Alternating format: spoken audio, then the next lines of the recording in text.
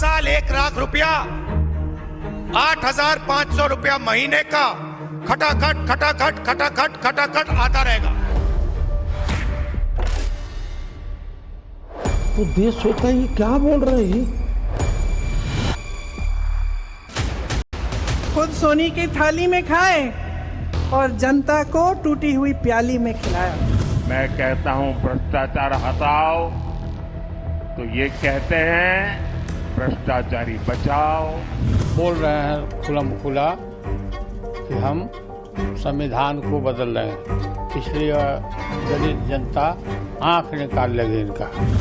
आपके लिए संविधान राजनीति का हथकंडा होगा, हमारे लिए संविधान श्रद्धा का केंद्र है। गारंटी की जो घंटी बजा रहे हैं ये गारंटी नहीं है, ताली थाली वाली आवाज है ये। नाच न जाने आंगन पे। बीजेपी का मतलब ही है मरका झुट्टा पार्टी। गली गली में शोर है, बीजेपी चोर है। अपने ट्रैक रिकॉर्ड को लेकर के गए हैं और वे अपने ट्रैक रिकॉर्ड को लेकर के आए हैं।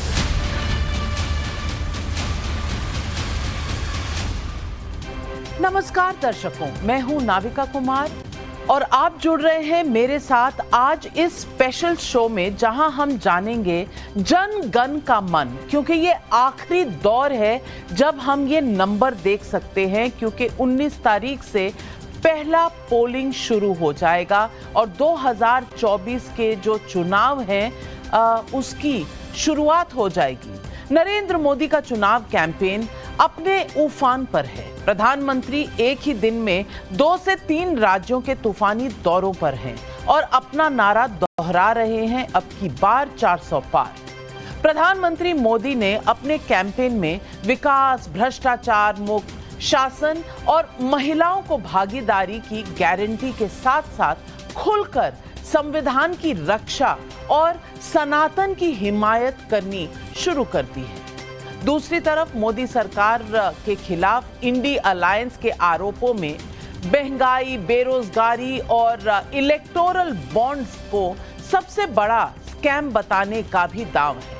ऐसे में जब वोटिंग के फर्स्ट फेज का काउंटडाउन शुरू हो गया है, तब देश का मिजाज क्या है, वोटिंग के लिए सबसे बड़ा मुद्दा क्या है, सबसे लोकप्रिय फेस कौन है, नवभारत ईटीजी रिसर्च के साथ एक बार फिर आपको यही बताने आज मैं इस शो पर आई।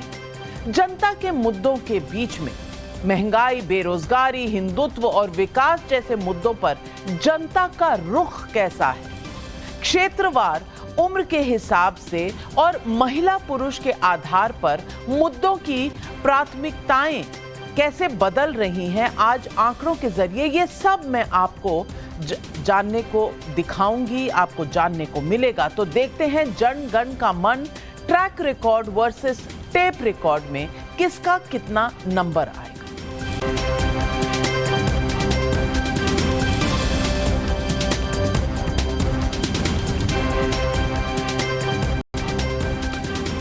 सबसे पहले मैं अपने सर्वे की मेथोडोलॉजी आपको बताना चाहती हूं। सर्वे का सैंपल साइज है 1,12,122 लोग।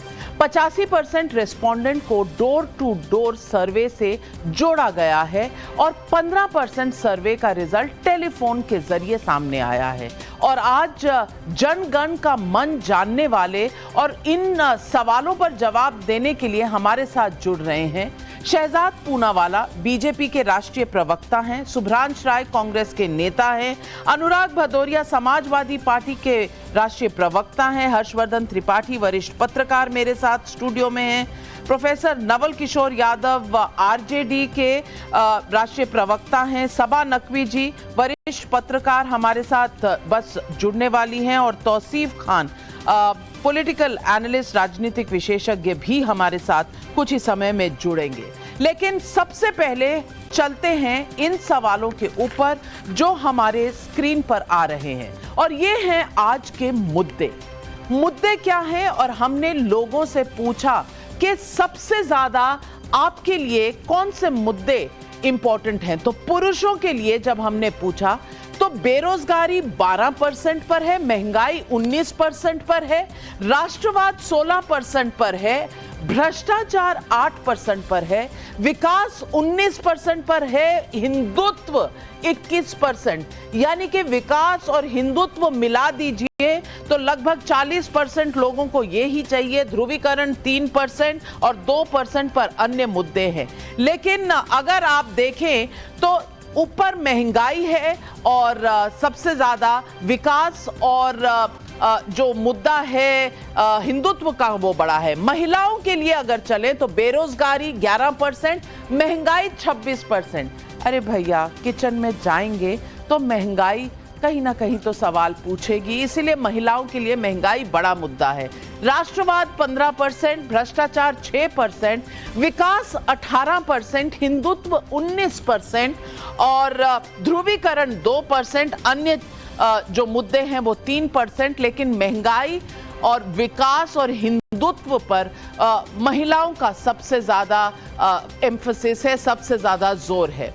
अब अगर एज ग्रुप के हिसाब से हम देखें तो 18 से 30 वर्ष के लोगों के बीच में बेरोजगारी 21% का महत्व रखती है, महंगाई 17%, राष्ट्रवाद 12%, भ्रष्टाचार 8%, विकास 16%, हिंदुत्व 18%। यानी कि ये एक जागरूकता है जो यहां नजर आ रही है। 18% लोग हिंदुत्व पर अपना एम्फसिस दे रहे हैं, ध्रुवीकरण 4%, अन्य मुद्दे 4%, महंगाई, बेरोजगारी, विकास, हिंदुत्व ये ज्यादा महत्व रखने वाले मुद्दे हैं।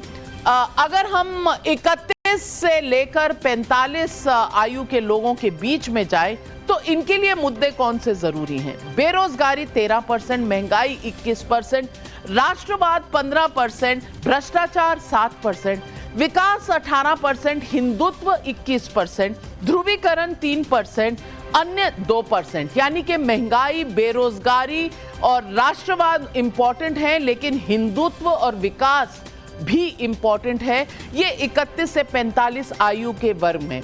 और अब 46 से 60 का अगर हम देखें जो एज ग्रुप है, वहां के रिजल्ट हमें बता रहे हैं और ये रिजल्ट बता रहे हैं कि कौन से मुद्दे इंपॉर्टेंट है। बेरोजगारी 9%, महंगाई 27%, उसके बाद राष्ट्रवाद 15%, भ्रष्टाचार 5%, 21% लोग विकास के मुद्दे में इंटरेस्टेड है, हिंदुत्व 18%, ध्रुवीकरण 3%, अन्य मुद्दे 2%। यानी महंगाई और बेरोजगारी जो हैं, लेकिन उनके साथ विकास और हिंदुत्व का मुद्दा भी लोगों के दिमाग में छाया हुआ है। अब 46 से 60 साल के लोग जो है घर चला रहे हैं, बच्चे इनके बड़े हो रहे हैं और उनके लिए महंगाई बड़ा मुद्दा है। 60 से ऊपर अगर हम चले तो 60 से ऊपर के मुद्दे में बेरोजगारी 6% लोगों के लिए, महंगाई 25% बड़ा मुद्दा है, राष्ट्रवाद 21%, 8% भ्रष्टाचार, विकास 20%, हिंदुत्व 16%, ध्रुवीकरण 3% और अन्य मुद्दे 1%। तो यानी कि महंगाई इनके लिए भी बहुत जरूरी है, लेकिन साथ ही विकास और हिंदुत्व के मुद्दे भी जरूरी हैं। तो ये 60 वर्ष के आयु से ऊपर वालों के लिए। और ये सारे मुद्दे मैंने आपको दिखाए। मैं पूछना चाहती हूं सबसे पहले आज हर्षवर्धन त्रिपाठी जी आपसे। हर्षवर्धन त्रिपाठी जी, इन मुद्दों से आपका टेक अवे क्या है? बेरोजगारी और महंगाई के मुद्दे जरूरी हैं, लेकिन शायद उनसे कंधा मिलाते हुए मुद्दे हैं विकास और हिंदुत्व के मुद्दे। अब इनके बीच में वोटर क्या सोच रहा है? लेकिन नविका जी, मुझे लगता है कि आज़ाद भारत के किसी भी चुनाव में ऐसा नहीं हुआ जब महंगाई और बेरोजगारी सबसे ऊपर के मुद्दे नहीं रहे हों। और ये बड़ा स्वाभाविक भी है। हर किसी को जो भी पढ़ाई लिखाई करता है या जितनी भी पढ़ाई कर लेता है, सबसे पहले उसको काम चाहिए, रोजगार चाहिए। और महंगाई तो किसी भी समय में उसको लगती ही लगती है। यानी अगर हम ये कहें कि इस सरकार के दौरान जो 4 to 6% का टारगेटेड इन्फ्लेशन था रिजर्व बैंक ऑफ इंडिया का, वो अचीव करने में ये सरकार कामयाब रही। उसके बाद भी लोगों को महंगाई लगती है। अगर सब्जी की कुछ कीमतें बढ़ जाएंगी तो महंगाई लगती है।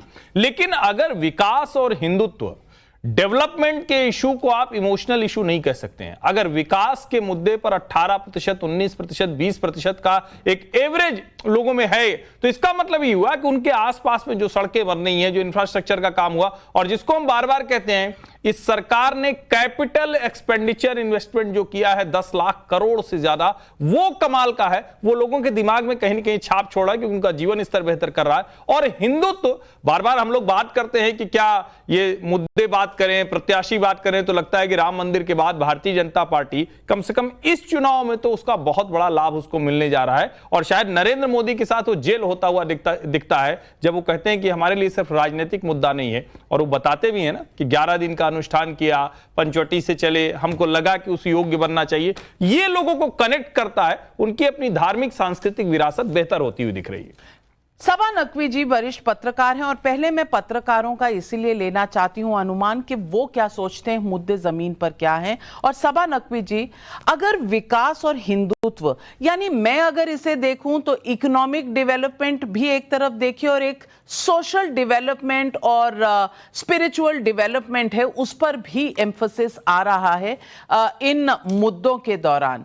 इस पर आपको क्या लगता है, इस चुनाव में ये मुद्दे ज्यादा भारी रहेंगे या फिर वही बेरोजगारी और महंगाई, जो विपक्ष जिसे एक नैरेटिव बनाना चाहता है, वो मुद्दे भारी रहेंगे? अगर आपके आंकड़े दिखा रहे हैं कि हिंदुत्व की परसेंटेज इतनी बड़ी है, तो इसका मतलब ये है कि लोगों के जहन में थोड़ी बहुत धर्म की बात और बीजेपी का जो एजेंडा है वो सब है लोगों के मन में। लेकिन जब चुनाव के वक्त पार्टी की ताकत पर भी आधार पर भी वोट पड़ेंगे कि कौन सी पार्टी जीत सकती है, और इस चुनाव में मैं मानती हूँ एक ही मुद्दा है, वो है नरेंद्र मोदी। क्या आप नरेंद्र मोदी को वोट देना चाहते हैं कि आप नहीं देना चाहते हैं?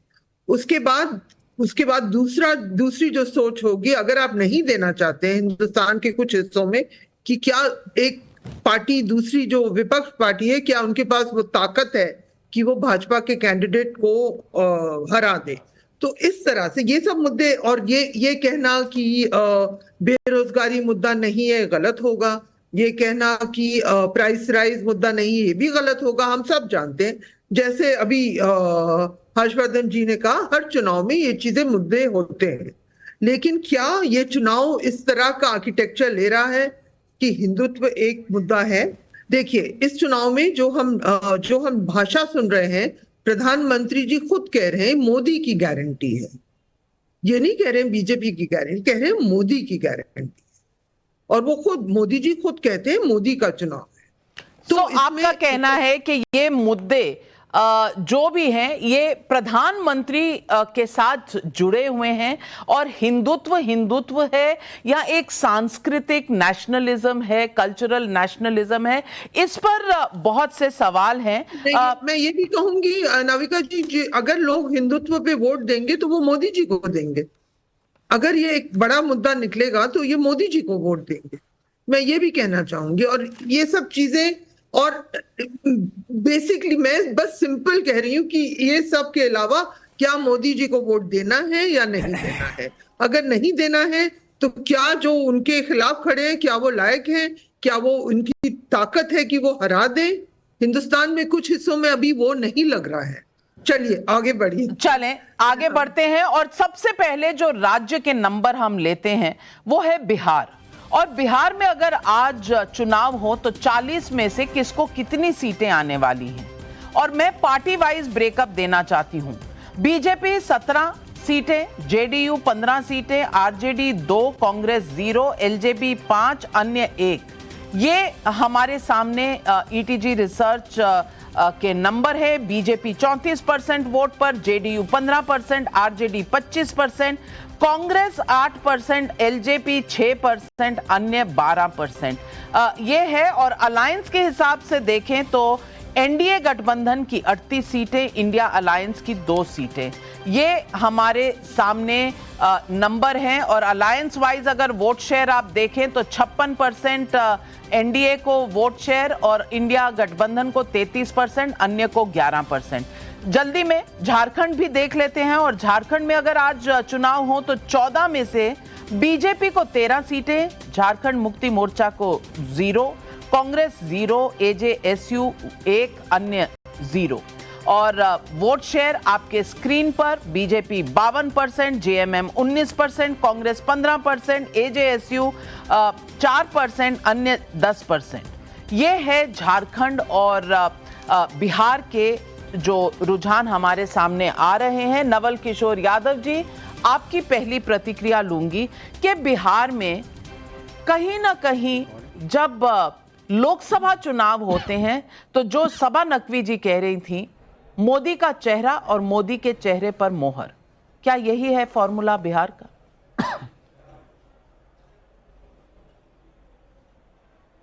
नाविका जी, बिहार ने हमेशा ही इस तरह के सोचने वालों के विश्वास को तोड़ा है, और इस तरह का विश्वास जब दिखाया भी है तो उसके पीछे तर्क ये नहीं थे कि मोदी जी है कौन है। मोदी जी 2019 में क्या बोल रहे थे, और पुलवामा और बालाकोट नहीं होता तो हो सकता है 39 सीट उनको नहीं मिलती। 39 सीट जो मिली है, और उसके बाद 5 साल का बिहार का जो अनुभव है उसमें उन्होंने क्या किया है वो महत्वपूर्ण होगा। यह भी महत्वपूर्ण होगा कि विगत 17 साल में बिहार में Bharatiya Janata party double engine की सरकार चलाई है, और 17 साल में जो काम वो नहीं कर पाई, महागठबंधन में तेजस्वी जी के डिप्टी चीफ मिनिस्टर रहते 17 महीने में वो 5 लाख नौकरी देकर दिखाई। तो मुद्दा बिहार में हमेशा इंपॉर्टेंट और महत्वपूर्ण रहा है, और इस बार भी रहेगा। जहां तक आपने जो सवाल पूछे हैं उसके उत्तर से तो यही रिजल्ट आएगा आपके, या आप सर्वे कहें या मुहिम कहें या प्रचार कहें या दुष्प्रचार कहें, ये आपके ऊपर मैं छोड़ता हूं। लेकिन जो बिहार की जनता है उसको मुद्दा पसंद है और मुद्दा पे बात करेगी। वो पूछेगी, आज भी पूछ रहे हैं कि जो मोतिहारी में जो बात आप 10 साल पहले करके गए थे वो क्या हुआ। जो 39 सीट दिए गए उसके बदले में क्या आपने विशेष राज्य का दर्जा दिया, स्पेशल अटेंशन दिया, स्पेशल पैकेज दिया, क्या दिया आपने उसने? तो वो सवाल बहुत महत्वपूर्ण है, और मैं आज को आपको आपका सवाल वाजिब है। शहजाद पूनावाला जी, क्या नवल किशोर जी ने जो कहा उसमें यह तय है कि 2019 में मोदी के सामने मोदी की गारंटी नेशनल सिक्योरिटी पर चल गई थी 2019 में? देखिए, हम लोग क्या गलती करते राजनीतिक विश्लेषक के रूप में, हम लोग जो है विपक्ष के द्वारा दिए गए नारों को उठाकर उसी नैरेटिव पे चलने लगते हैं कि ये चुनाव मोदी वर्सेस मुद्दा है। भाई, मोदी वर्सेस मुद्दा चुनाव नहीं है, मुद्दे का समाधान मोदी है, ये चुनाव का नतीजा बता रहा है।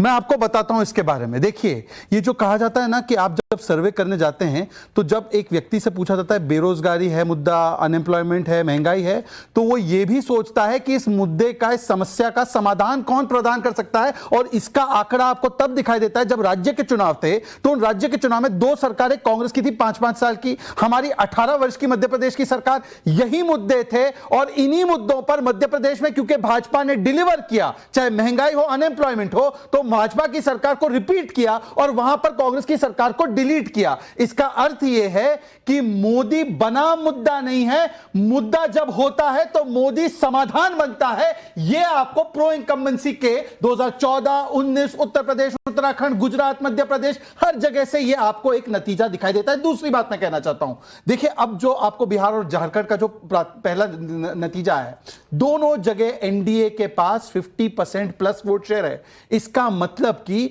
हम लोगों ने पिछले कुछ वर्षों में जो प्रयास किया है, चाहे वो लाभार्थियों तक पहुंचना हो, चाहे वो बाकी लोगों तक पहुंचना हो, उसका अंत यह हुआ है कि हम 50% प्लस वोट शेयर पर आ रहे हैं। तो चाहे ये लोग कितनी भी जाति धर्म की राजनीति कर भी ले। और तीसरी बात, आखिरी बात, देखिए, कुछ लोगों को आकलन करना चाहिए। ये 17 महीने की सरकार, ये नीतीश जी उसके मुख्यमंत्री थे, उसमें भी गिनाते तो नीतीश जी का ही वखान करते हैं, परंतु माता पिता की 15 वर्ष की सरकार में जो आप नहीं कर पाए, वो बेटा 17 महीने में नीतीश जी के राज में कर पाया ना।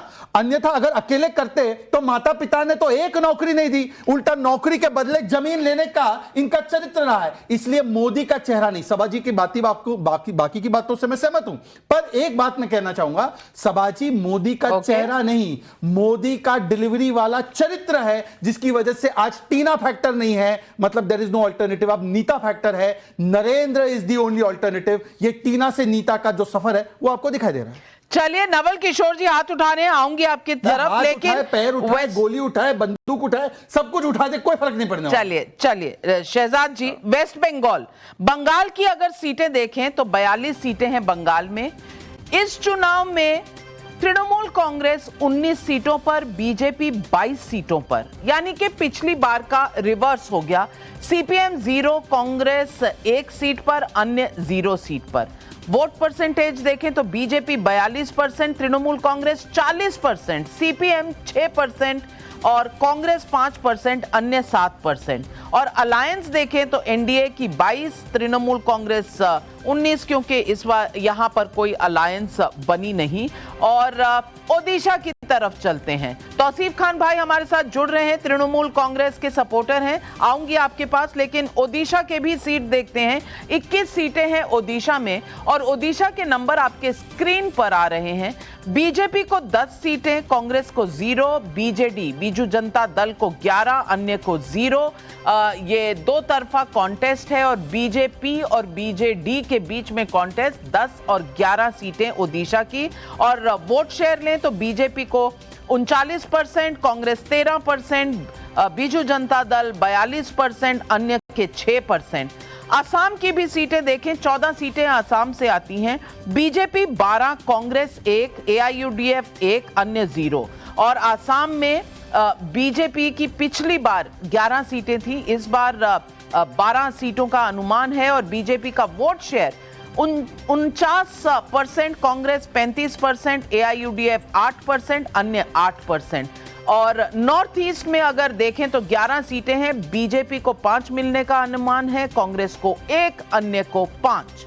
अब ये सारा चुनाव का ये जो हमारे सामने प्रोजेक्शंस आ रहे हैं, बंगाल से लेकर ओडिशा तक, ओडिशा से लेकर नॉर्थ ईस्ट तक।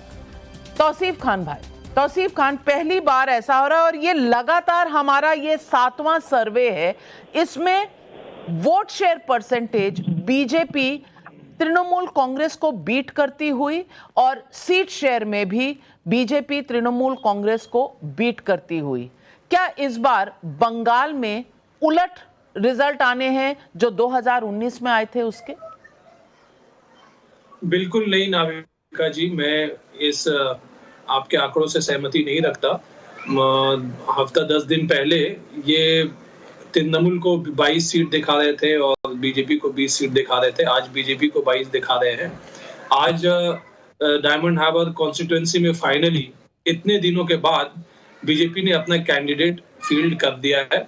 शायद ओपिनियन पोल में आप शायद ये पकड़ नहीं हो कि शायद अभिषेक बैनर्जी जो है डायमंड हार्बर से हार जाएंगे, जो कि बहुत ही हंसने वाली बात है। ऐसा तो हो नहीं सकता। देखिए, एक जो बहुत स्ट्रेटेजिकली बहुत ही अच्छा कैंपेन जो बंगाल की तरफ से चलाया जा रहा है तृणमूल के जरिए, वो है बाइरोगोतो का कैंपेन। तो इस बाइरोगोतो वाला कैंपेन को जवाब बीजेपी नहीं दे पाई है, जो कि आप जानती होंगी, आप इतने सालों से आप जर्नलिज्म में हैं, आप बिल्कुल इस बात से वाकिफ हैं कि जब भी सब नेशनलिज्म का सवाल उठा हो, चाहे वो महाराष्ट्र में हो, चाहे वो केरला में हो, कर्नाटका में हो, तो चाहे वो बंगाल में हो, तो सब नेशनलिज्म हमेशा जो है वो भारी पड़ जाती है। अगर कोई बंगला भाषा का कैंपेन चलाए, अगर कोई चलिए सब नेशनलिज्म आप कह रहे हैं, लेकिन मैं आपको बता दूं सीटों के प्रोजेक्शन में डायमंड हार्बर अभिषेक बैनर्जी बिल्कुल जीत रहे हैं। ऐसा उसमें कहीं कोई डाउट नहीं है, वो हमारा सर्वे भी बता रहा है। लेकिन शहजाद पूनावाला जवाब रिस्पॉन्ड ये करना चाहता हूं कि तौसीफ भाई ये बताइए कि यूसुफ मियां बाहरों गातो है या ये अंदर गातो है? ये कीर्ति आजाद जिनके पिता ने एक बंगाल की बेटी को किडनैप किया था, ये बाहरों गातो है, ये अंदर गातो है? और ये जो शत्रुघ्न सिन्हा ये है, ये जिनको बिहार यूपी को गालियां देने का काम ममता दीदी करती है। देखिए, भाजपा ने तो कभी अंदर बाहर ऐसा नहीं किया है। हर प्रदेश में हर व्यक्ति को जाने का अधिकार है। दिल्ली वाले मुख्यमंत्री हरियाणा से बीच में नहीं। तौसीफ जी, मैं आपके बीच में नहीं बोलता, please don't interrupt, please don't interrupt. आपने बाद में ही बोलिए। मैं आपसे कह रहा हूं, हमारी पार्टी के फाउंडर श्यामा प्रसाद मुखर्जी, हम बाहर वाले, और ये यूसुफ मियां और ये बाकी लोग, ये सब अंदर वाले। मैं आपसे केवल एक चीज पूछना चाहता हूं, आप भी तो ये मान रहे हैं ना, आप भी तो ये स्वीकार रहे हैं कि आपके पास बंगाल में दिखाने के लिए कोई विषय नहीं है, इसलिए ये अंदर बाहर का खेल कर रहे हैं। बताइए, संदेश खाली की महिलाएं, ये तो हिंदू और वो भी अनुसूचित जाति की महिलाएं जिनके साथ शाहजहां ने बलात्कार किया, तो शाहजहां को किस लिए आपने डिपेंड किया? क्योंकि वो आपका आदमी है, या ये मानसिकता आपको अपनी लग रही है?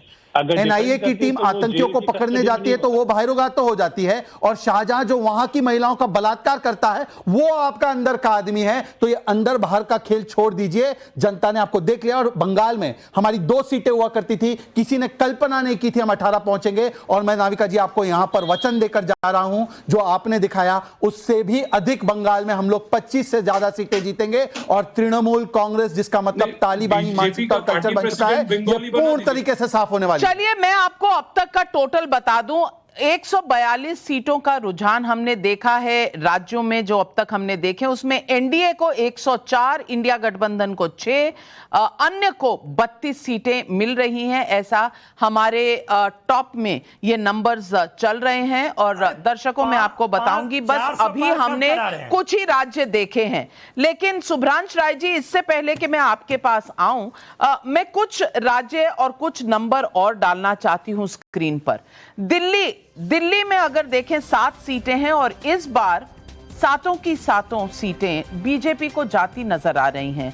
यहां पर जरूर अलायंस है आम आदमी पार्टी और कांग्रेस के बीच, और मुद्दे भी बहुत उठाए हैं। केजरीवाल के अरेस्ट का मुद्दा भी बड़ा है, लेकिन फिर भी 7 की 7 सीटें जाती हुई बीजेपी को नजर आ रही हैं। बीजेपी का वोट शेयर है 53%, आम आदमी पार्टी 29% पर, कांग्रेस 15% पर, अन्य 3% पर। और ये अलायंस का अगर वोट शेयर देखें तो 53 बनाम 44% पर खड़े हैं। और पंजाब की तरफ चले जहां 13 सीटें हैं, तो आम आदमी पार्टी को 7 सीटें, बीजेपी को 4, शिरोमणि अकाली दल को 0, कांग्रेस पार्टी 2 पर, अन्य 0 पर, क्योंकि यहां पर अलायंस नहीं है। और यहां पर आम आदमी पार्टी 7 पर, कांग्रेस 2 पर। और वोट शेयर में आम आदमी पार्टी 31%, बीजेपी 24%, कांग्रेस 23%, शिरोमणि अकाली दल 18%, अन्य 4%। और अप्रैल के हिसाब से अगर देखें तो कंपैरिजन में 1 सीट आम आदमी पार्टी की बढ़ती हुई नजर आ रही है, और बीजेपी को 1 का घाटा। क्या ये केजरीवाल के अरेस्ट का नतीजा है? ये सोचने की बात होगी। दिल्ली में इसका कोई असर नहीं, और पंजाब में उसकी 1 सीट चली गई, तो इस प्रकार का मुझे लगता है आकलन कोई भी नहीं स्वीकारेगा। हम लोग कांग्रेस से आगे है पंजाब जैसे राज्य में, यह बड़ी बात है। लेकिन 2% का वोट शेयर में भी फायदा हुआ है आम आदमी पार्टी को। अब मैं तो नंबर बता रही हूं, और नंबर ये दिखा रहे हैं। और आम आदमी पार्टी के साथ गठबंधन में रहते तो शायद पंजाब में भी बेटर रिजल्ट होता। कांग्रेस क्या ये सोच रखेगी? और मैं इससे पहले बंगाल और असम की भी बात कर रही थी, तो कांग्रेस का लगभग आधार खत्म सा हो रहा है, चाहे वो बिहार हो, चाहे वो बंगाल हो, चाहे वो उत्तर पूर्वी रीजन हो। हर जगह कांग्रेस का आधार खत्म होता हुआ नजर आ रहा है। क्या आपके लिए यह चिंता का विषय नहीं है? नविका जी, आपकी चर्चा जब शुरू हुई थी तो आपने 2 मुद्दों का जिक्र किया था। एक आपने बोला था ट्रैक रिकॉर्ड वर्सेस घिसा पिटा टेप रिकॉर्ड। मुझे लगता है कि देश इन मुद्दों पे जरूर वोट डालेगा, क्योंकि एक तरफ लोगों को दिखता है कि पिछले इस 75 साल में 10 साल और 6 साल और कम कर दीजिए तो 67 साल के कांग्रेस के इतिहास में 5 साल में बैंकों में पैसा डबल हो जाता था, 5.5 साल में डबल हो जाता था किसान विकास पत्र और इंदिरा विकास पत्र के माध्यम से। पिछले 10 सालों में कभी कोई बैंक बंद हो जाता है, कभी किसी बैंक का लाइसेंस खत्म हो जाता है। दूसरा जो आपने बड़ा सुंदर मुद्दा कहा था चर्चा में कि जो आपके सर्वे टीम ने किया, हिंदुत्व इसलिए बहुत बड़ा मुद्दा रहेगा क्योंकि कोई भी हिंदू जो युवा है वो मंदिर जब जाता है तो भगवान को प्रणाम करके कहता है प्रभु नौकरी कब मिलेगी, इसलिए हिंदुत्व मुद्दा है। जो 25 साल से ऊपर का प्रौढ़ है वो हाथ जोड़ के भगवान को प्रणाम करता है, वो किसान की हे प्रभु हमारे अनाजों का एमएसपी कब मिलेगा, खाद महंगा तेल महंगा, वो इसलिए हिंदुत्व प्रबल मुद्दा है। हमारे देश की महिलाएं वो चाहे मणिपुर की हो चाहे हाथरस की हो, जो मंदिर जाती हैं तो कहती हैं प्रभु हमारे आत्मसम्मान की रक्षा कौन करेगा। हमने तो अपना संपूर्ण दिया था नरेंद्र मोदी जी को, उन्होंने वादा किया था कि हम बेटियों की अस्मिता की सुरक्षा करेंगे, लेकिन नरेंद्र मोदी जी तो अपने मुंह में, सब लोग हाथ में दही जमाते हैं, वो मुंह में दही जमा के बैठ जाते हैं। लेकिन सुब्रांश राय जी, मैं मानती हूँ ये मुद्दे हैं, मैं मानती हूँ ये मुद्दे हैं, और आप जो मुद्दे उठा रहे हैं उनसे वोट शेयर आपकी तरफ जाता हुआ नजर आना चाहिए। वो क्यों नजर नहीं आ रहा? सिर्फ मेरे सर्वे की बात नहीं है, हर जगह ही यही सर्वे दिखा रहे हैं कि ये आपको फायदा नहीं हो रहा। क्यों नहीं हो रहा, इसका इंट्रोस्पेक्शन आपको करना पड़ेगा। लेकिन मैं हिमाचल की तरफ चलती हूं, यहां पर भी आपकी सरकार है, 4 सीटें हैं हिमाचल प्रदेश में, चारों की चारों बीजेपी को जाती हुई, कांग्रेस 0, अन्य 0। वोट शेयर 56% पर बीजेपी, 39% पर कांग्रेस, अन्य 5% पर। हरियाणा में 10 सीटें हैं, 10 की 10 बीजेपी को, कांग्रेस 0, आम आदमी पार्टी 0, अन्य 0। और वोट शेयर भी देखें तो 54%, 54% बीजेपी को, कांग्रेस 40%, आम आदमी पार्टी 4%, अन्य 2%। अब राजस्थान की तरफ चलते हैं, 25 सीटें हैं, 25 की 25 बीजेपी को, बाकी 0 पर खड़े हैं। पार्टी का वोट परसेंट अगर आप देखें, 55% वोट शेयर है बीजेपी का, 36% कांग्रेस का, अन्य का 9%। और मध्य प्रदेश जहां अभी हाल ही में चुनाव हुए हैं, 29 सीटें हैं, 29 की 29 बीजेपी को, और वोट शेयर देख लीजिए 59%, कांग्रेस का 37%, अन्य का 4%। और छत्तीसगढ़ में भी 11 की 11 सीटें बीजेपी को जाती हुई। वोट शेयर 51%, कांग्रेस 40%, अन्य 9%। अब ये जो मूड है देश का, अनुराग भदौरिया जी, इस मूड का क्या करेंगे? और ये जो बातें उठाई जा रही हैं कि मुद्दे हैं महंगाई, बेरोजगारी के, ये फिर कांग्रेस की तरफ वोट को क्यों नहीं छिटक रहे? क्यों वोट जा रहा है अब भी मोदी के नाम पर बीजेपी को? देखिए, हो सकता है आपका सर्वे हो, लेकिन हकीकत ये है, जमीनी हकीकत बता रहा हूं आपको। जमीनी हकीकत ये है कि भारतीय जनता पार्टी के नेता प्रचार करने गांव में जा रहे हैं, लोग उनको दौड़ा दे रहे हैं, प्रचार तक नहीं करने दे रहे हैं। जमीन पे हकीकत है, बेरोजगारी मुद्दा 27% है, महंगाई मुद्दा 23% है, और भ्रष्टाचार 8% है। तो आप भी इसको देख लीजिएगा, हमारा तो है ही और CSDS का भी यही है सर्वे में जो आया है। हो सकता है आपका सर्वे अलग हो, सर्वे अलग अलग हो सकते हैं, कोई बुरी बात नहीं है। यहाँ अगर महंगाई बेरोजगारी मिला देंगे तो 50% मुद्दे पे, तो बताइए वोट कौन देगा? जिनके घर में महंगाई से कमर टूटी हुई है, वो क्या भारतीय जनता पार्टी को वोट देंगे? और जो बेरोजगारी से परेशान है या जहां पे बेरोजगारी से आत्महत्या कर रहे हो, भारतीय जनता पार्टी को वोट देंगे? सवाल यह है कि भारतीय जनता पार्टी को तो वोट के नाम पे अगर सिर्फ गांव में जाके बोल दो भारतीय जनता पार्टी, तो आदमी कहता है भैया बाद में मिलिएगा, अभी नहीं, अभी हम परेशान हैं। ये हालत है गांव की।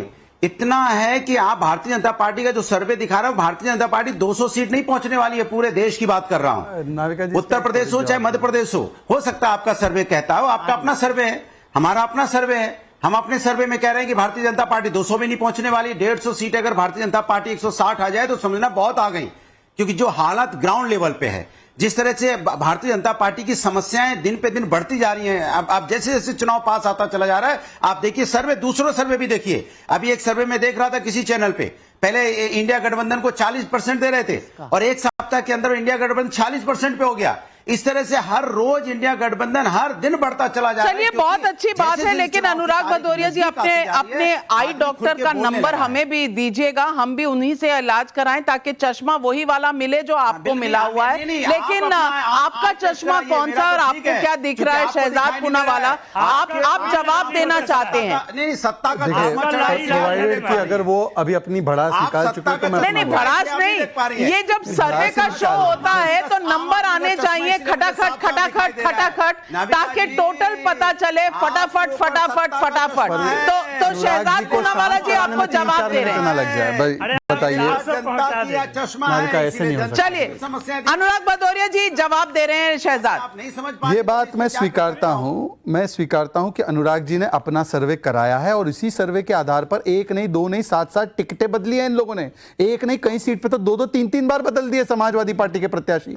तो इन्होंने सर्वे किया है नाविका जी, और जो कह रहे हैं ना सही है, आपका सर्वे कम दिखा रहा है, इससे भी ज्यादा जीत होने वाली है। इसलिए तो इनके सर्वे के आधार पर देश का मूड ये नूब नहीं जान पाते हैं। हैं। ये देश का मूड बनाम राजनीति के नूब। 6 महीने पहले जब हम लोग राज्यों के चुनाव में बैठते थे और ये सर्वे आता था, तो ऐसे ही अनुराग जी यही हरा कुर्ता पहनकर आपके सर्वे वालों को गाली देते थे कि आपका सर्वे गलत है, बिका हुआ है, समझ में नहीं आता, मेरा सर्वे दिखा रहा है हम लोग सब स्टेट जीत रहे हैं। उसकी जरा क्लिपिंग डाल दीजिए, केवल उस समय की क्लिपिंग डाल दीजिए और देख लीजिए कि अनुराग जी का टेप रिकॉर्डर और हमारा ट्रैक रिकॉर्ड।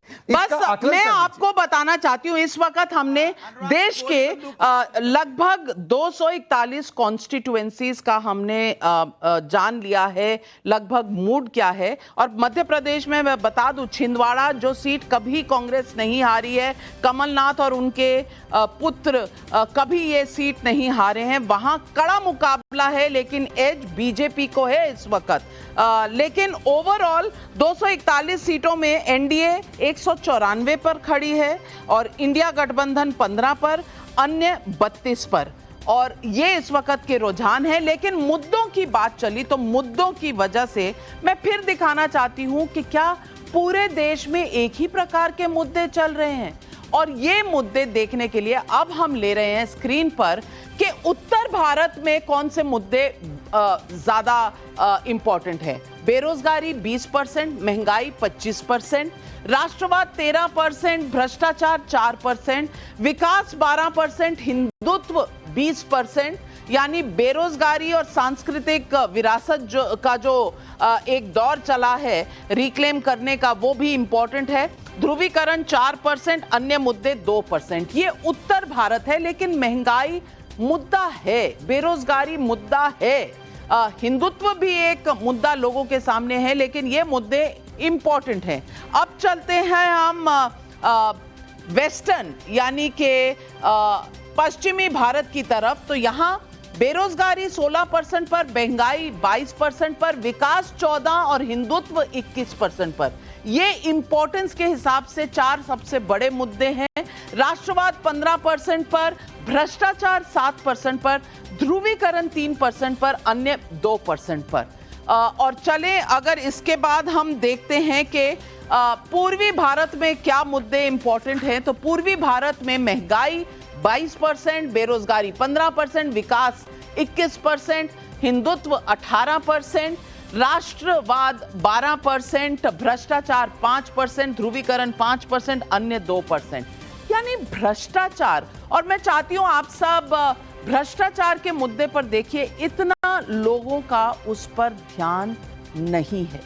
और साउथ इंडिया, दक्षिण भारत की तरफ अगर चलें तो यहां क्या मुद्दे हैं, और दक्षिण भारत के मुद्दे हैं बेरोजगारी 8%, 21% महंगाई जरूरी है, विकास 22%, हिंदुत्व 16% और राष्ट्रवाद 17%, 8% भ्रष्टाचार, ध्रुवीकरण 4% अन्य। हर्षवर्धन, पूर्वोत्तर भी ले लेते हैं, इंपॉर्टेंट एरिया है। और पूर्वोत्तर में मुद्दे क्या हैं? फिर बेरोजगारी 8%, महंगाई 24%, विकास 20%, हिंदुत्व 14%, राष्ट्रवाद 18%। यहां राष्ट्रवाद का मुद्दा है। भ्रष्टाचार 8%, ध्रुवीकरण 3%, अन्य 5%। लेकिन महंगाई यहां भी बड़ा मुद्दा है। और हिंदुत्व पैन इंडिया मुद्दा है। विकास जो है वो भी पैन इंडिया मुद्दा है। महंगाई और बेरोजगारी भी पैन इंडिया मुद्दे हैं। लेकिन हर्षवर्धन त्रिपाठी जी, करप्शन मुद्दा नहीं है और बीजेपी इस पर बहुत एम्फेसिस दे रही है, बहुत जोर दे रही है। क्या आपको कहीं कोई डिस्कनेक्ट लग रहा है? देखिए नविका जी, मुझे लगता है कि इस पूरे सर्वे को अगर मुद्दों के आधार पर देखें तो बहुत साफ साफ दिख रहा है कि डोमिनेट कौन से मुद्दे कर रहे हैं, कौन से प्रभावी मुद्दे हैं। तो हिंदुत्व, राष्ट्रवाद और विकास। और अगर आप भारतीय जनता पार्टी नरेंद्र मोदी की पूरी जो जिसको हम कहते हैं ना कैंपेन पिच किधर ले जा रही है, तो वो उसी की बात करते हैं।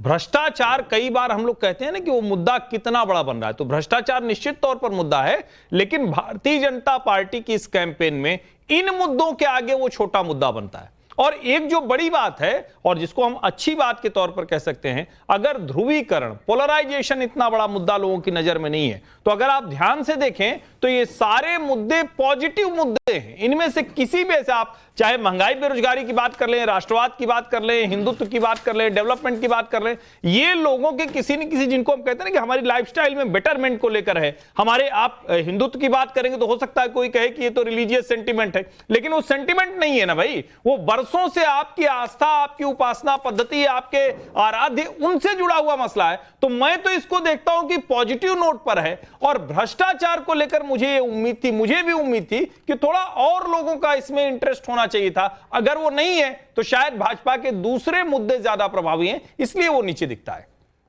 मैं इस पे एक ही वाक्य जोड़ूंगा। आजकल पश्चिम भारत में भ्रष्टाचार का मुद्दा चिपकाने का प्रयास इन लोगों का हमारे प्रति रहा है। ये तो दिखाता है कि उनका विषय चिपक नहीं रहा है, उल्टा जो भी 4, 5, 8, 10% आ रहा है वो उन्हीं पर चिपक रहा है। तो मुझे लगता है कि कम से कम ये जो टेप रिकॉर्डर की तरह बार बार वही झूठे आरोप लगाने की कोशिश करते हैं, चाहे वो इलेक्टोरल बॉन्ड हो, चाहे वो दूसरी चीजें हैं, जो भ्रष्टाचार में चुके चुकाए डूबे डुबाए हैं, जो चारा चोर करने वाले लोग हैं, सर्टिफाइड चोर है, जो शराब चोरी में लिप्त है, आज कम से कम उनको स्वीकारना चाहिए। और ये जो नैरेटिव और एक ट्रैक उनका चेंज हो गया है और वहीं अटकी हुई है सुई, उसको बंद कर देना चाहिए। ये तो उनके ऊपर एक तमाचा है कि उनके मुद्दों को कोई लेने को तैयार नहीं है, क्योंकि इनकी विश्वसनीयता बहुत कम है। सबा नकवी, बाकी मुद्दे चाहे वो विकास का हो, चाहे वो हिंदुत्व का हो, राष्ट्रवाद का हो, ये इंपॉर्टेंट है, लेकिन महंगाई, मैं आ रही हूँ मैंने चारा चोर का नाम नहीं लिया, आप बढ़त पड़े, मैंने चारा चोर किसी को नहीं किया। ये क्यों रिएक्ट किया? आप देखिए सब रिएक्ट कर रहे हैं। चुपचाप बैठा दिया है। सत्ता पक्ष आप ही बोलेंगे तो हम लोग क्यों आए हैं? हम लोग की बात तो जा ही नहीं पा रही जनता के पास। ये तो न्याय है। ये अभी ब्रेकिंग न्यूज हो गई कि सबा नकवी भी हमारे साथ हो गए। चलिए एक एक करके सबके पास आ रही हूँ, एक एक करके सबके पास आ रही हूँ। सबा नकवी वरिष्ठ पत्रकार है, पहले उनसे लेती हूँ, फिर आपके पास आती हूँ। मान्यवर आ रही हूँ, महिलाओं की आवाज को दबाइए मत। आपको सत्ता पक्ष के बुलवाना। अरे सबा नकवी सत्ता पक्ष में कहां से आ गए भाई? ये गलत है। मैं सबा नकवी के निष्पक्षता पर उठाए गए सवाल पर घोर आपत्ति।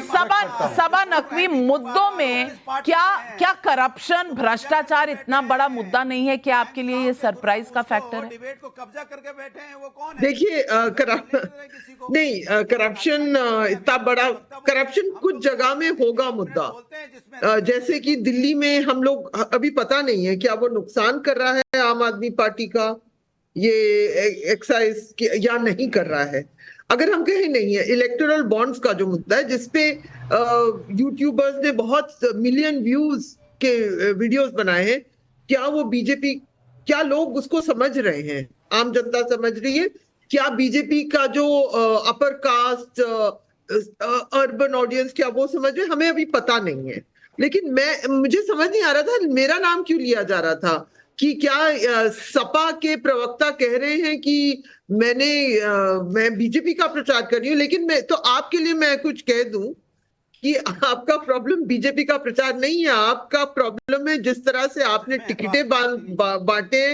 हम भी यूपी के हैं, हमें भी कुछ अंदाजा है। तो आप चिल्ला के ये बीजेपी, हम लोग देखिए, मैं सीधी बात कह दूं आपसे।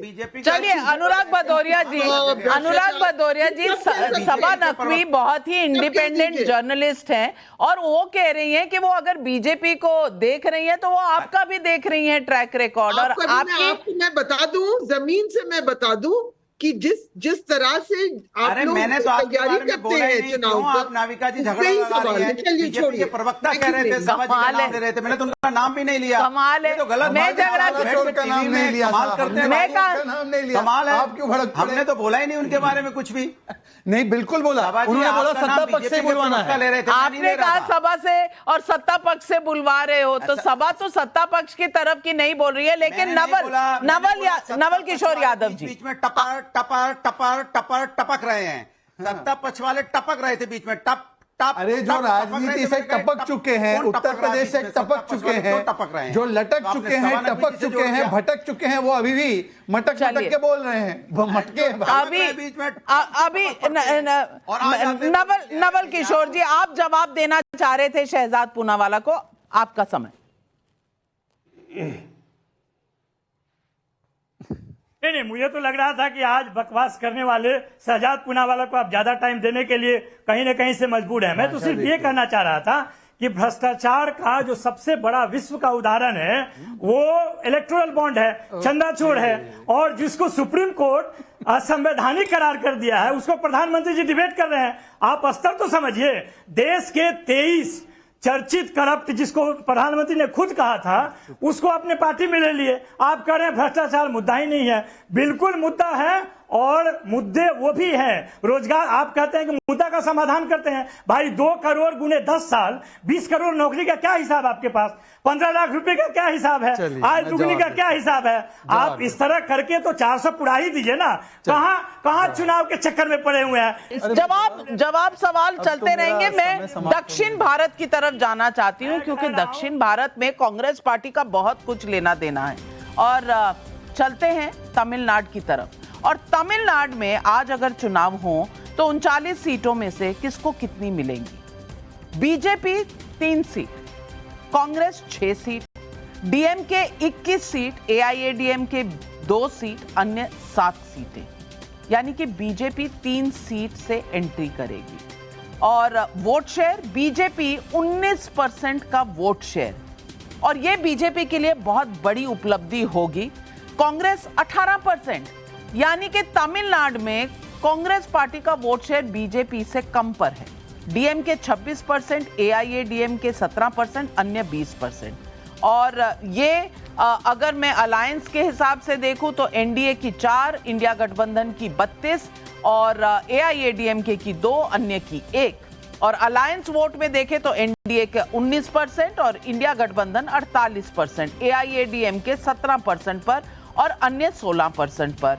और इसके बाद कंपैरिजन, बीजेपी की सीटें कुछ घटी हैं, यानी कि 4 अप्रैल के सर्वे में 4 थी, अब 3 दिख रही हैं। शहजाद पूनावाला, चिंता की कोई बात है? कोयम्बटूर का बड़ा लंबा चौड़ा आपका वहां पर चुनाव है, लेकिन कोयम्बटूर मुश्किल सीट है। मैं आपको केवल आखिरी टिप्पणी ये कर दूं कि जो टेम्पलेट ऑफ पॉलिटिक्स है, चाहे कांग्रेस का हो या वहाँ की प्रदेश की पार्टियों का हो, वो सेम ही है। Appeasement first, family first, nation first ना रखना और करप्शन फर्स्ट करना। इसके खिलाफ एक ऑल्टरनेटिव यदि कोई पॉलिटिक्स दे रहा है तो अन्नामलाई से लेकर नरेंद्र मोदी ही वो सारे प्रदेशों में दे रहे हैं ऑल्टरनेटिव को।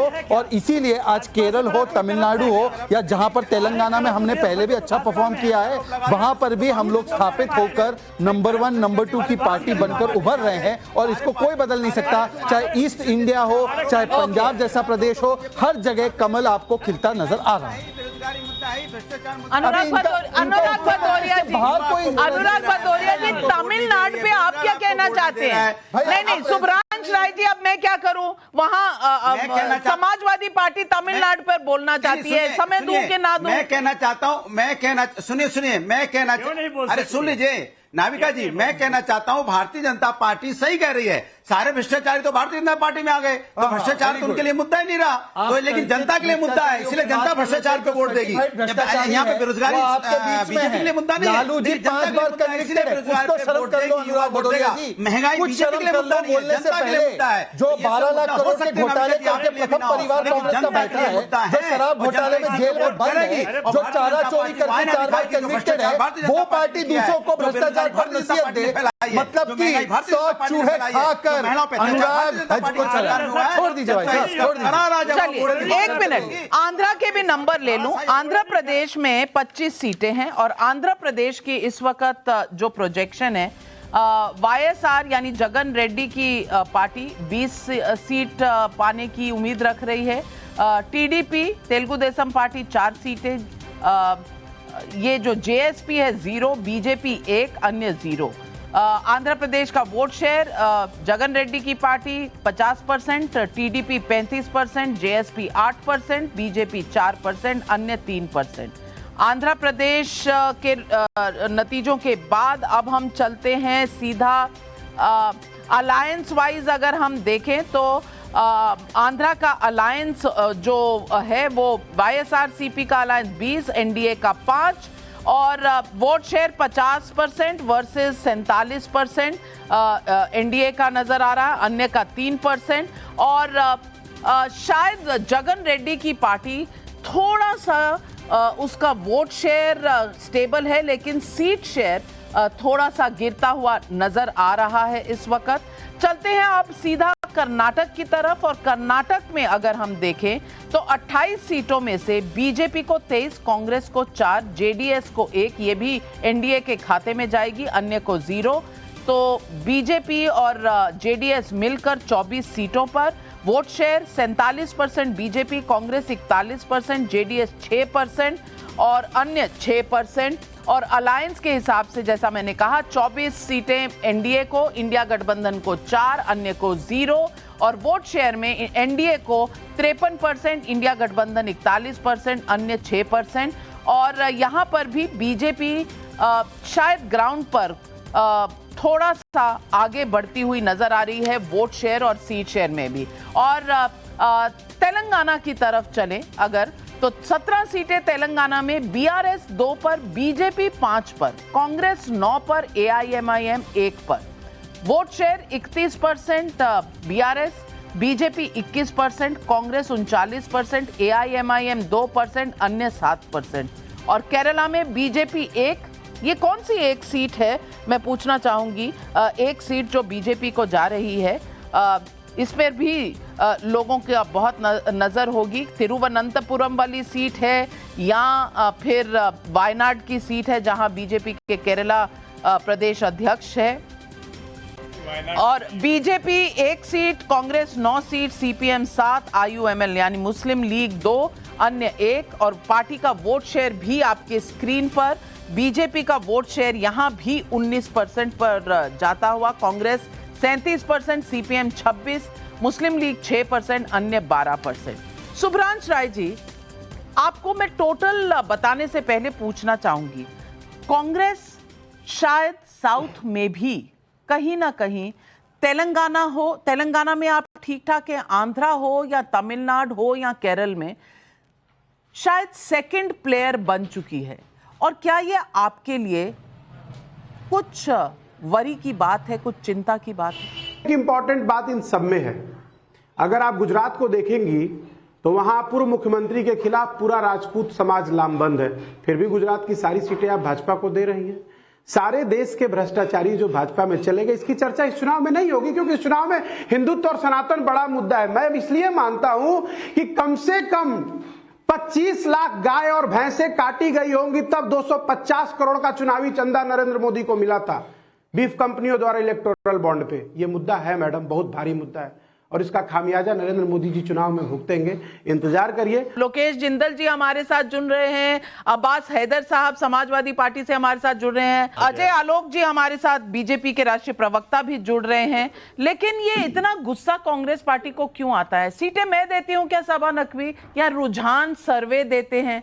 और ये जो बार बार कहा जाता है कि आपने गुजरात में भी सब, गुजरात तक तो मैं अभी पहुंची नहीं हूं और आप मेरे साथ यहां साक्षी है इस बात की, ये कांग्रेस पार्टी और विपक्षी दलों की मजबूरी हो गई है कि कहीं ना कहीं शायद सच को स्वीकार करने से परहेज हो रहा है। कुछ हद तक कुछ चीजों पर मैं भी आर्ग्यू कर सकती हूँ कि मुझे दिख नहीं रहा है कि हरियाणा में 10 आउट ऑफ 10 आएंगे बीजेपी के पास, ये सब अलग बात है। लेकिन अब हम आपके आंकड़े पर अगर जाएं तो हम बस आंकड़ों पर अगर बात करें तो मेरे ख्याल से अगर आप डिबेट में आए हैं तो आप आंकड़ों में बात करें। लेकिन अगर आप वक्त दें तो मैं भी थोड़ा सा चैलेंज कर दूं कि मुझे वो पंजाब का 4 सीट कहां से आएंगी भाई बीजेपी की, मुझे अमृतसर 1, चंडीगढ़ में क्या जीत जाएगी बीजेपी और उसके 2 समझ नहीं आ रहे।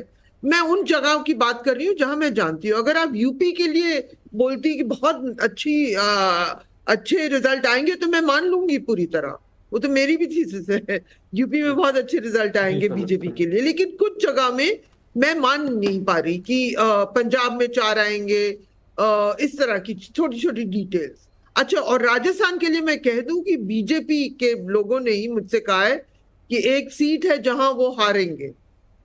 मैं नाम भी बता सकती हूँ आपको, एक इंडिपेंडेंट खड़ा हो गया है, लेकिन हमने इस सर्वे ने 25 आउट ऑफ 25 दे दी, वो भी राजपूत मुद्दे से शायद लिंक्ड है। और बाड़मेर है शायद, बाड़मेर सीट, बीजेपी के लोग कह रहे हैं कि एक सीट अब है और कुछ सीटों में कॉन्टेस्ट हो गया है। तो ये सब चीजें हो रही हैं। चुनाव में थोड़ा सा अप डाउन होगा, लेकिन ये कांग्रेस और भाजपा के बीच में जो मुकाबला है उसमें भाजपा बहुत आगे है, और ये ज्यादातर अंत में हम जो भी कहें वो उत्तर प्रदेश के लिए होगा। उत्तर प्रदेश, मध्य प्रदेश, वो उन इलाकों के वजह से होगा।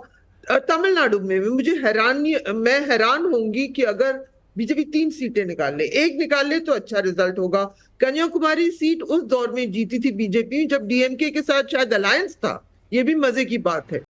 आप ये भी गौर करिए, अब हम लोग इतना कह रहे हैं कि वो नफरत की आइडियोलॉजी है, लेकिन एक जमाने में था अलायंस। ये डिटेल आप चेक करिए नविका। हाँ, कोयम्बटूर जीती थी जब डीएमके के साथ अलायंस था, कन्याकुमारी डीएमके के अलायंस में नहीं जीती थी। हाँ जी, वो मुझे डिटेल, लेकिन मेरे जहन में था ये सब। तो ये सब, लेकिन पंजाब की आपने बात कही तो मैं पंजाब की जो सीटें हैं बता दूं, क्योंकि गुरदासपुर में बीजेपी आगे है, ये सर्वे बता रहा है। पटियाला में बीजेपी कड़ी टक्कर दे रही है, एज बीजेपी की तरफ है। लुधियाना में रवनीत सिंह बिट्टू कड़ी टक्कर दे रहे हैं, अभी तक एज उनकी तरफ है। और अमृतसर में तरनजीत सिंह संधू कड़ी टक्कर दे रहे हैं। तो ये 4 सीटें हैं जो बीजेपी इस वक्त एज बीजेपी के पास है। मैं कुछ बना के नहीं कह रही, जो सर्वे में आया है वो बताने की कोशिश कर रही हूँ। केरला का बताइए, वो एक सीट, केरला का शशि थरूर की सीट फांसी हुई है, और थ्रिसूर जो है वो बीजेपी जीत रही है, लेकिन जो तिरुवनंतपुरम में है कड़ी टक्कर है वहां उस सीट पर। एज अगर है हल्का तो शशि थरूर की तरफ है, लेकिन टक्कर बराबर की वहां होती हुई नजर आ रही है। और गोवा महाराष्ट्र की तरफ चलते हैं। गोवा में 2 सीटें हैं और बीजेपी के पास दोनों जाने की उम्मीद है, और बीजेपी का वोट शेयर 50%, कांग्रेस का 46, अन्य का 4। महाराष्ट्र में 48 सीटें हैं, बीजेपी 30 सीटें जीतने का अनुमान दिखा रही है ये सर्वे। शिवसेना शिंदे गुट 5 सीटें, एनसीपी अजीत पवार 2 सीटें, कांग्रेस 1 सीट, शिवसेना उद्धव ठाकरे गुट 8 सीटें, शरद पवार की एनसीपी 2 सीटें। ये इस वक्त के नंबर आ रहे हैं। और वोट शेयर परसेंटेज भी आपके स्क्रीन पर, बीजेपी 36%, शिवसेना शिंदे गुट 8%, एनसीपी अजीत पवार 4%, कांग्रेस 8%, उद्धव ठाकरे की शिवसेना 21% और शरद पवार की एनसीपी 11%। और अलायंस सीट शेयर में एनडीए के पास 37, इंडिया गठबंधन 11 पर, और अलायंस वोट शेयर में 48 बनाम 40, अन्य के पास 12। और गुजरात की तरफ चलें तो आप सही कह रहे हैं कि वहां राजपूत दिक्कत है, लेकिन इस वक्त एज 26 की 26 सीटों पर बीजेपी का है, और बीजेपी का वोट परसेंटेज 60%, कांग्रेस 32%, आम आदमी पार्टी 3%, अन्य 5%। अजय आलोक, सवाल मेरा आपसे सबसे पहले यही है कि क्या राजस्थान और गुजरात में कहीं पुरुषोत्तम रूपाला जी के स्टेटमेंट के बाद जो राजपूतों में आक्रोश है वो कहीं ना कहीं आपको डैमेज करेगा? ये सवाल जरूर पब्लिक उठा रही है और इस सवाल का जवाब शायद देना पड़ेगा। लेकिन इस सवाल का आप जवाब दें उससे पहले मैं बताऊं कि हम 446 सीटों के रुझान देख चुके हैं।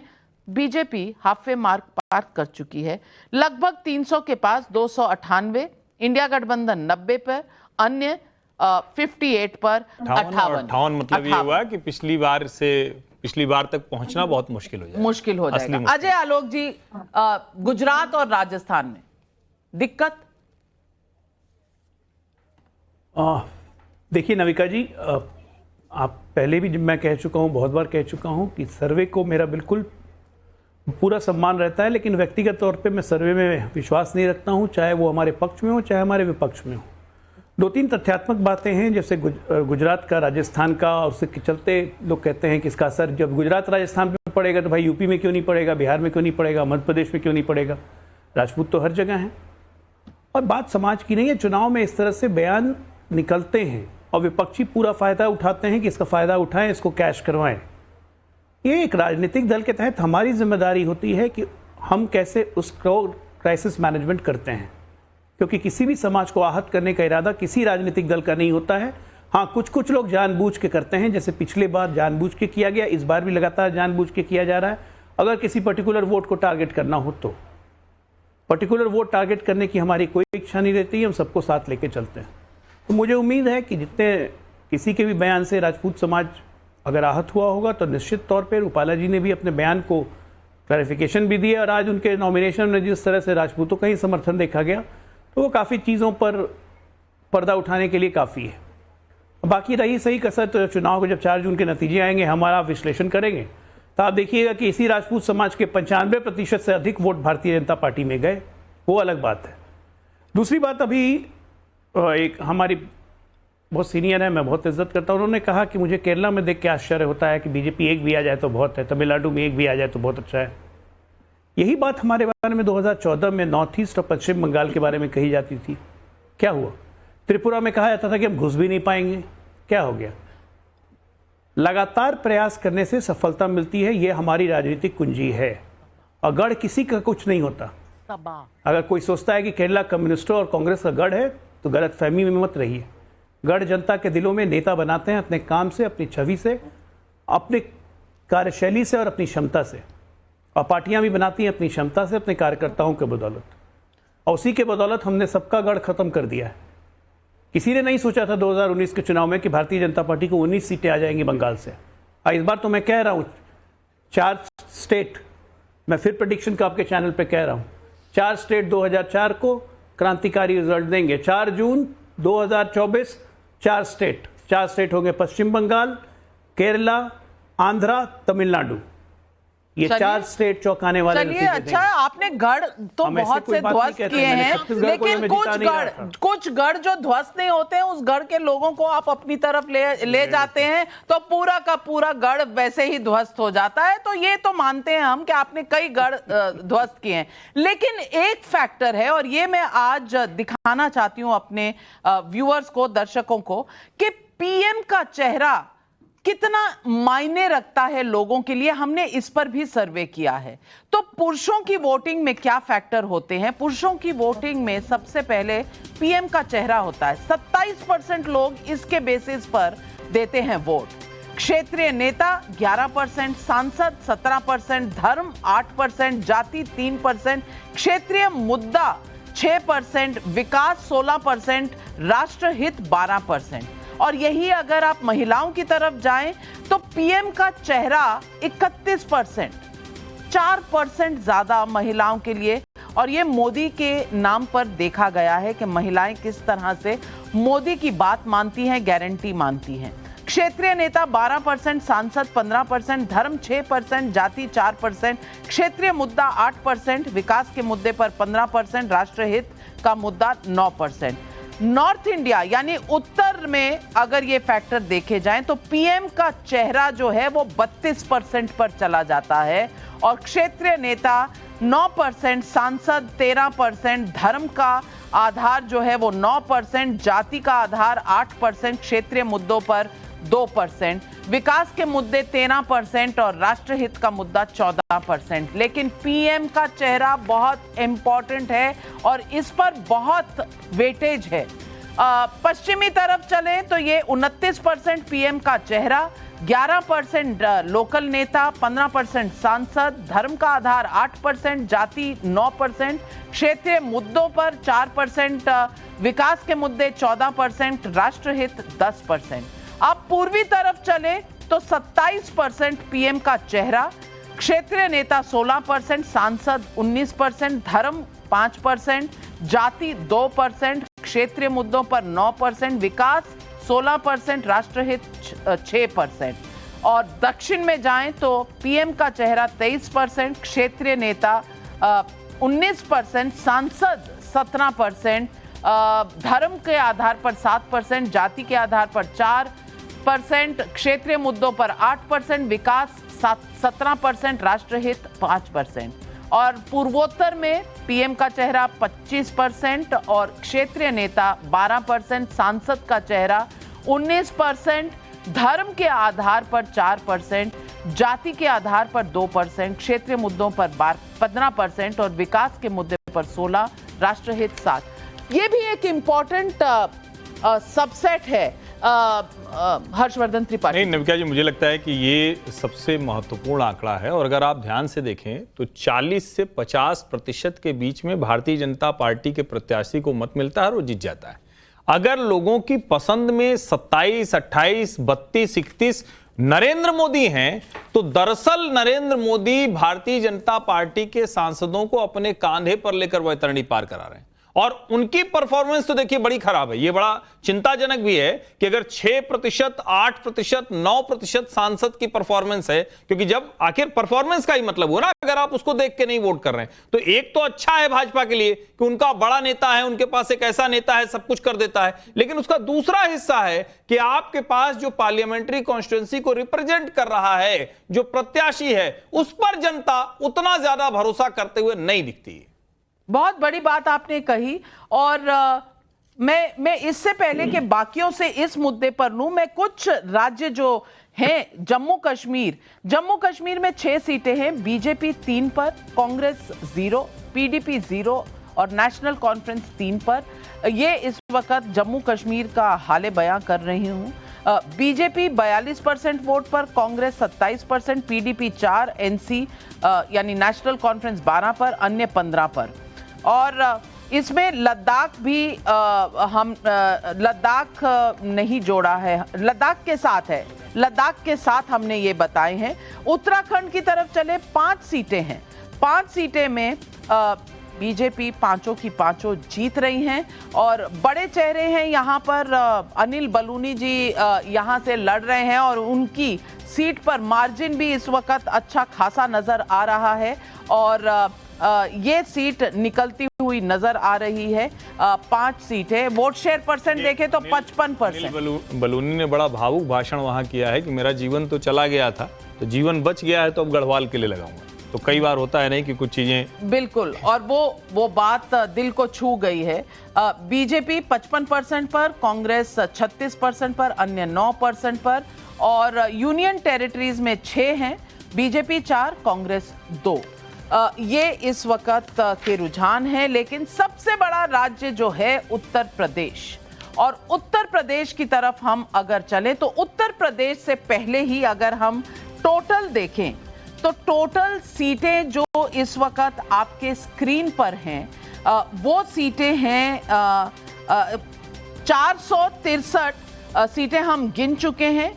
एनडीए की 310 ऑलरेडी हो चुकी है, इंडिया गठबंधन 95 पर है, अन्य 58 पर टिकी हुई है और 310 पर एनडीए पहुंच चुकी है। लेकिन 80 सीटें उत्तर प्रदेश की अभी बाकी है और पिटारा खोल रही हूं लोकेश जिंदल जी और अब्बास हैदर जी, इस पिटारे में से किसके लिए क्या निकलने वाला है। 80 सीटें, बीजेपी को 73, समाजवादी पार्टी को 4, कांग्रेस को 0, बसपा को 0, अन्य को 3। ये है इस वक्त जो रुझान उत्तर प्रदेश से आ रहे हैं। वोट शेयर देखा जाए तो 49% बीजेपी, समाजवादी पार्टी 27%, कांग्रेस 6%, बसपा 5%, अन्य 13%। एनडीए की 76 सीटें होंगी, इंडिया गठबंधन 4 पर रहेगा, बीएसपी 0, अन्य 0 और अलायंस वाइज अगर आप वोट शेयर देखें तो 51% एनडीए का, इंडिया गठबंधन 33%, बीएसपी 5%, अन्य 11% और ओवरऑल अगर हम देखें इस वक्त भारत की टैली, तो भारत की टैली इस वक्त है 543 सीटों में, बीजेपी की 345 सीटें। और ये हम रेंज नहीं ले रहे, हम बीच का नंबर ले रहे हैं। रेंज भी आपको दिखाऊंगी 366 से 406, लेकिन मीन नंबर जो है वो 345 है। कांग्रेस लगभग 36 सीटें, वाईएसआरसीपी 20 सीटें, डीएमके 21 सीटें, तृणमूल कांग्रेस 19 सीटें, बीजू जनता दल 11 सीटें, आम आदमी पार्टी 7 सीटें, अन्य 84 पर।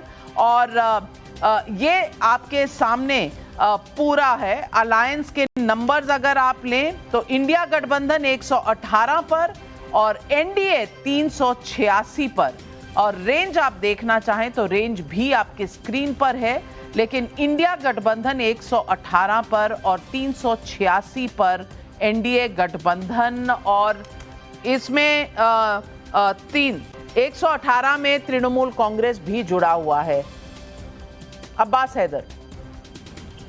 जी देखिए, जो आपका सर्वे है मैं इसके ऊपर कोई टिप्पणी नहीं करना चाहूंगा। निश्चित रूप से 1,22,000 का जो मुझे पता चला है, जो सैंपल साइज है देश में, उत्तर प्रदेश की 80 सीटों पे अगर आप निकालें तो 17,000 लोगों की मत हो सकता है निश्चित रूप से। और वो भी मैं मानता हूं कि जो माहौल जिस प्रकार का देश भर में बनाया गया है, आज अगर आप किसी से राय लेते हैं, किसी का मत लेते हैं, तो वो आदमी भी स्वतंत्र रूप से मत देने को तैयार नहीं है। निश्चित रूप से जब चुनाव होगा, और मैं आपको प्रथम चरण के बारे में बता सकता हूं जो आज से 3 दिन के बाद है, 8 सीटों में से समाजवादी पार्टी का गठबंधन मिनिमम 7 सीटें जीतेगी। आने वाली 4 तारीख को आप मुझसे इस बारे में चर्चा कर लीजिएगा। दूसरी बात नाविका जी, देखिए जो आपका सर्वे है इसका ना हमारे पास सामाजिक आर्थिक डेटा है, ना हमारे पास इसका जो है जो कास्ट डेटा है, जातिगत डेटा वो भी नहीं है। और देखिए एक और सर्वे हुआ था, हालांकि मैं इस सर्वे को भी नहीं मानता जिसके मैं जिक्र कर रहा हूँ, CSDS का। उसने ये बताया था कि जो लोग हमारे देश के वोट करने जा रहे हैं उसमें से 71% लोगों का विषय होगा बेरोजगारी, महंगाई,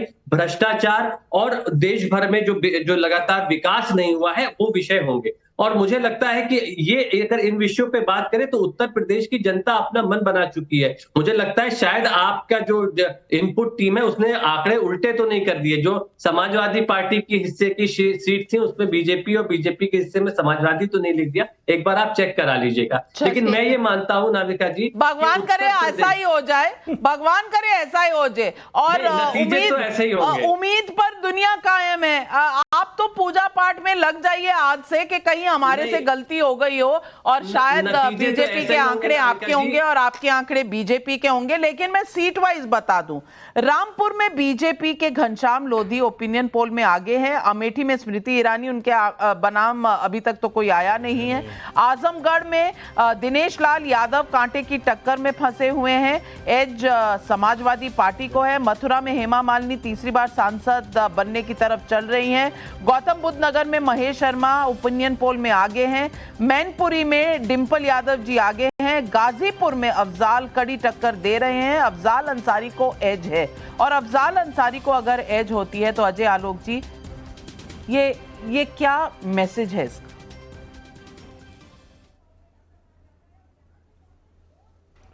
नहीं देखिए, अफजाल अंसारी को मैं आप बहुत स्ट्रैटेजिकली ये बात त्रिपाठी जी समझेंगे, वो उत्तर प्रदेश से आते हैं। अफजाल अंसारी 2019 में इसलिए जीत पाए थे क्योंकि बहुजन समाज पार्टी और समाजवादी पार्टी का गठबंधन था। कांग्रेस रिडंडेंट फोर्स है, कांग्रेस से गठबंधन करना ना करना अखिलेश के लिए कोई फर्क नहीं पड़ता है। वो अखिलेश ने 9 सीट मिट्टी में पानी में डाल दी है। कांग्रेस अखिलेश को उसका 1% का फायदा नहीं मिलेगा, कांग्रेस का कहीं अपना वोट कुछ नहीं। और अफजाल अंसारी निश्चित तौर पर एक कड़े कंटेस्ट में होंगे, क्योंकि अभी मुख्तार अंसारी की मौत हुई तो लोग कहे कि उनको काफ़ी सिंपैथी वोट मिलेगा, ये मिलेगा। लेकिन जब ये मुकाबला क्रिस्टलाइज करेगा और अगल बगल इफेक्ट पड़ेगा, मत भूलिए ये लास्ट फेज का इलेक्शन है, इसके साथ बनारस का भी इलेक्शन होना है। प्रधानमंत्री जी 4 दिन उसी एरिया में रहेंगे। तो ये सब फैक्टर्स आते आते इलेक्शन अपना मोमेंटम पकड़ता है नविका जी। अभी मोमेंटम 19 तारीख को फर्स्ट फेज का जब हो जाएगा तब ये इलेक्शन अपनी गति पकड़ना शुरू करेगा। इलेक्शन जैसे जैसे गति पकड़ता है तो मोमेंटम एक बार जिसके फेवर में घुसा हमने देखा है, वो लगातार उसी तरह घुसते चले। लोकेश जिंदल जी, दूसरी बात आपने अभी गति नहीं पकड़ी गई और आपका ये हाल हो गया, 36 पर आ गए। खत्म करो।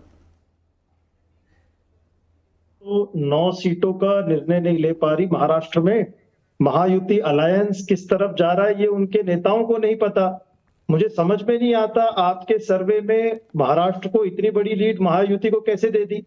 आपने कांग्रेस को केवल 1 सीट दी है, जबकि अगर आप स्थिति देखें जमीन पर, चंद्रपुर हो, रामटेक हो, अमरावती हो, तो वहां पर कांग्रेस के कैंडिडेट्स इतना अच्छा परफॉर्म कर रहे हैं। गढ़चिरौली चिमूर की बात कर लें हम, या फिर नंदुरबार की बात कर लें। बड़े जो बिग पिक्चर टेक अवेज हैं जनता को आज बता दूं। मोदी की हैट्रिक की तैयारी है इन रुझान में। 40 साल में सबसे बड़ी जीत होगी ये, अगर ये नंबर सही हुए तो। कांग्रेस के इतिहास की सबसे बड़ी हार की ओर कांग्रेस चल रही है। पहली बार देश के सभी हिस्सों में बीजेपी की मौजूदगी दर्ज होगी। जैसे केरल, बंगाल के चलते इंडिया गठबंधन और कमजोर होता हुआ नजर आ रहा है, और जहां क्षेत्रीय दलों की सरकारें हैं वहां कमोबेश उनकी पकड़ बरकरार है। देश के सभी क्षेत्रों में कमोबेश महंगाई सबसे बड़ा मुद्दा है। महंगाई महिला महिलाओं के लिए सबसे बड़ा मुद्दा जरूर है, लेकिन इसके साथ साथ अगर आप देखें तो पीएम का चेहरा भी बड़ा मुद्दा है और हिंदुत्व का मुद्दा देश के सभी क्षेत्रों में असर रख रहा है। भ्रष्टाचार के मुद्दे का चुनाव में बड़ा असर इस वक्त नहीं दिख रहा, लेकिन प्रधानमंत्री का जो चेहरा है वो महंगाई बेरोजगारी के रिकॉर्ड को कहां ले जाएगा, ये बड़ा मुद्दा देखने लायक है। लेकिन पोल ऑफ पोल्स भी अगर आप देख लें, हम जो नंबर दे रहे हैं उनसे अगर आप इत्तेफाक नहीं रखते तो आप देख लीजिए। पोल ऑफ पोल सीएनएक्स 399 दे रहा है, मैट्रीज 390 दे रहा है, सी वोटर 366 दे रहा है, ईटीजी टाइम्स नाउ नव भारत का सर्वे 386 दे रहा है एनडीए को, यानी कि लगभग रेंज से सेम आ रही है। और इंडिया गठबंधन का भी वही है। सवा नकवी 10 सेकंड आपसे, अगर रेंज सबका सेम है तो क्या एक ही पोल की तरफ उंगली उठाना सही होगा? नहीं, मैं बिल्कुल नहीं उंगली उठा रही हूँ। नविका, आपने गौर किया यूपी वाले उलझान में, सॉरी मेरा दिमाग, 5% वोट शेयर बसपा का, सोचिए आप। हाँ, और वो निकली हुई है, इस बार वो निकली हुई है कि वो प्रचार के लिए 5%, ये बड़ी चीज होगी। अगर यही रिजल्ट आए तो इसका मतलब है कि दलित समाज का वोट ज्यादातर भाजपा की तरफ जाएगा, क्योंकि वो सपा का अपना अलग सोशल इंजीनियरिंग होता है। तो ये सब बहुत दिलचस्प चीजें जो मैंने गौर किया, क्योंकि यूपी में तो सॉरी आप अब्बास जो भी है सपा के, आप लोग मैनेज ही नहीं कर सकते। ये नहीं कि आपका वोट शेयर नहीं है, लेकिन लोगों को कॉन्फिडेंस ही नहीं है रामपुर जैसे जगहों में कि आप कुछ कि आप बीजेपी को टक्कर दे पाएंगे। बहुत सही कहा आपने कि जब मुद्दा आता है मोदी बनाम दूसरों का, कम से कम लोकसभा चुनाव में मोदी को लोगों का कहीं ना कहीं विश्वास हासिल है। और दूसरी तरफ ये भी मुद्दा है कि लोग सोचते हैं कि मोदी के सामने ये सारे भी इकट्ठे आ जाएं तो चैलेंज नहीं कर पाएंगे। क्या यही नतीजे होंगे 4 जून को? हम नहीं कह सकते, लेकिन ये आखिरी सर्वे है, क्योंकि अब 19 तारीख से पहले फेज की पोलिंग शुरू हो जाएगी और उसके बाद सर्वे हम आपको बता नहीं पाएंगे, लेकिन एग्जिट पोल तो आएगा ही और उसके बाद पता चलेगा आएगा तो मोदी ही 400 पार या फिर विपक्ष की बेरोजगारी और महंगाई का मुद्दा करेगा वार। देखेंगे हम सब मिलकर 4 जून को, आप और हम, जनगण का मन। नमस्कार।